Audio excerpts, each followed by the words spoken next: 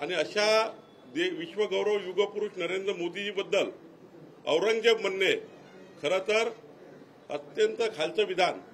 संजय राऊतांचं उत्तर नितेश राणेंनी दिलंय, पण सध्या मला असं वाटतंय की मोदीजीबद्दल ज्या पद्धतीने संजय राऊतांनी काल अत्यंत खालच्या भाषेतली टीका केली आहे, मला वाटतं संजय राऊत हे सोनिया गांधी यांच्या हॉस्पिटलमध्ये उदयनिधी स्टॅलिन यांची जिभेचं जीभ घेऊन त्यांचं ऑपरेशन करून आले आहेत। त्यांना हिंदू सनातन धर्म संपवण्याची भाषा उदयनिधी स्टॅलिननी केली आणि तीच भाषा संजय राऊत करता आहेत।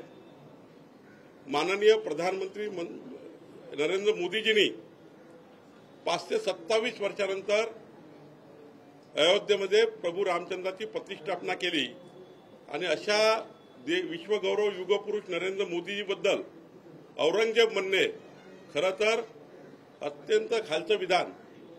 खरं तर त्यांची जीभच बदलली आहे आणि चष्मा तर मला माहित नाही कुठला लावला, त्यांचा चष्मा आता 4 पटीने वाढलेला दिसतोय, त्यामुळे दिसतही नाही आणि तोंडाने सुद्धा या पद्धतीने बोलतात। संपूर्ण देश मोदींच्या मागे उभा आहे, संपूर्ण विश्व मोदींच्या मागे उभा आहे।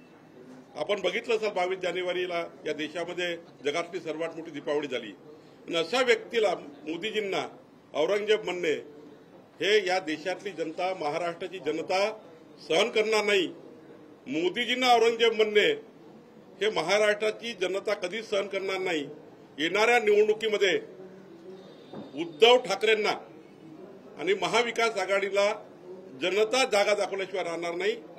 मोदीजीवर टीका करणे म्हणजेच या ठिकाणी या देशाच्या जनतेला खऱ्या अर्थाने डिवचणे आहे असं मला वाटतं।